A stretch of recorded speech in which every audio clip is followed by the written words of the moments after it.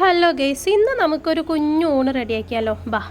അപ്പം ഞാനിവിടെ ആദ്യം നമ്മൾ മലയാളീസ് പൊതുവെ ആദ്യം ചോറാണ് വെക്കുക അല്ലേ? പക്ഷെ തമിഴ്നാട്ടിലൊക്കെ എങ്ങനെയെന്നറിയോ, എല്ലാ കറികളും ആയതിനു ശേഷമാണ് അവർ ചോറ് വെക്കുക. അതെന്താണാവോ അങ്ങനെ അല്ലേ? ഇന്ന് ചൗച്ചവ് വെച്ചിട്ട് നമുക്കൊരു ചെറിയൊരു കറി ഉണ്ടാക്കിയാലോ? ഈ ചൗച്ചവ് കട്ട് ചെയ്യുമ്പോൾ അതിൻ്റെ ഉള്ളിൽ ചെറിയൊരു പശ പോലെ ഒരു സാധനം നമ്മുടെ കയ്യിൽ ഇങ്ങനെ ഒട്ടാറുണ്ട് അല്ലേ? അപ്പോൾ ഇതിൻ്റെ തോലെല്ലാം ചെത്തിയിട്ട് കറക്റ്റായിട്ട് കണ്ടില്ലേ, ഉള്ളിലൊരു ഇതുപോലെയൊക്കെ ഉണ്ട്. അതെല്ലാം ശരിയാക്കിയിട്ട് നമ്മളതിൻ്റെ തോലെല്ലാം ക്ലീൻ ചെയ്തിട്ട് ചെറുതായിട്ട് മുറുക്കി വെച്ചിട്ടുണ്ട്. അതിലേക്ക് ചെറിയ 3 തക്കാളി 3 ചെറിയ പച്ചമുളക് എടുത്തിട്ടുണ്ട്. ഞാനിവിടെ വെജിറ്റബിളും പരിപ്പും ഒരുമിച്ചാണ് ഇടുക കേട്ടോ. കാരണം ഇവിടുത്തെ പരിപ്പ് റേഷൻ പരിപ്പാണ്, അതുകൊണ്ട് വേഗം. നമ്മൾ കടയിൽ നിന്ന് വാങ്ങുന്ന പരിപ്പാണ് വേഗം ലേറ്റ് ആവുക. അപ്പോൾ പരിപ്പും വെജിറ്റബിളും തക്കാളിയും പച്ചമുളകും എല്ലാം കൂടെ ഞാൻ ഒരുമിച്ചിട്ടിട്ടുണ്ട്.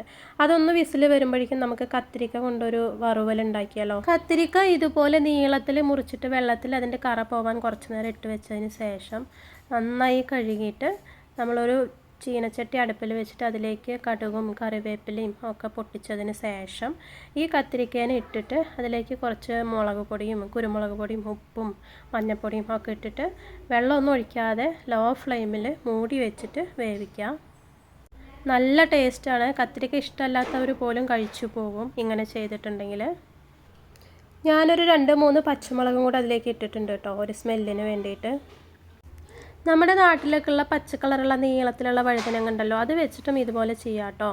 ഏത് കത്തിയൊക്കെ വെച്ചിട്ടും ഇങ്ങനെ ചെയ്യാം. അപ്പോഴേക്കും പരിപ്പും ചവച്ചവും നന്നായി വെന്തിട്ടുണ്ട്. ഇതിന് നമ്മളൊരു പരിപ്പുംബത്ത എന്ന് പറയും ഇവിടെ, പരിപ്പെല്ലാം ഉടയ്ക്കുന്ന സാധനം. അത് വെച്ചിട്ട് നന്നായിട്ട് ഉടയ്ക്കുക. കണ്ടില്ലേ, ഗത പോലെ ഉണ്ട് കേട്ടോ. ഇത് ഒരുപാട് വർഷം പഴക്കമുള്ള സാധനമാണ് കേട്ടോ. അതായത് എൻ്റെ അമ്മായിയമ്മയുടെ കാലത്തുള്ള സാധനമാണത്. അതായത് എൻ്റെ ഭർത്താവിൻ്റെ മുത്തശ്ശിയുടെ കാലഘട്ടത്തിലുള്ള സാധനമാണ്. അപ്പോൾ ഇത് വെച്ചിട്ട് നന്നായി ഉടയ്ക്കുക.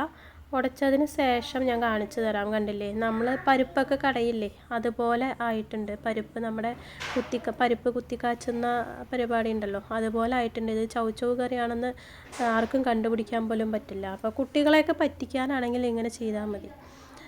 അപ്പോൾ ഇത് നമ്മൾ അതിന് ശേഷം കറിയായി അതിന് ശേഷം കടുകും കറിവേപ്പിലയും വറുത്തിട്ട് ഇതിലേക്ക് ഇടുന്നുണ്ട്. ഇപ്പം നമ്മുടെ വഴുതനങ്ങ എന്ത് അവസ്ഥയായിട്ടുണ്ട് നോക്കാം. അത്യാവശ്യം വെന്തിട്ടുണ്ട്. അപ്പോൾ നമുക്കിത് മാറ്റി വയ്ക്കാം കേട്ടോ. നന്നായിട്ട് വെന്തിട്ടുണ്ട്. ഇളക്കുമ്പോൾ നല്ല സോഫ്റ്റ് ആയിട്ടുണ്ട്. ഉപ്പും എരിവെല്ലാം കറക്റ്റാണോ നോക്കിയിട്ട് നമുക്ക് സ്റ്റൗ ഓഫ് ചെയ്യാം. കണ്ടില്ലേ, മീനൊക്കെ വറുത്ത് വെച്ച പോലെ ഉണ്ടല്ലേ. ഈ സമയത്ത് ഞാൻ ഗ്രൈൻഡറിൽ അരി ആട്ടാനിട്ടുണ്ടായിരുന്നു.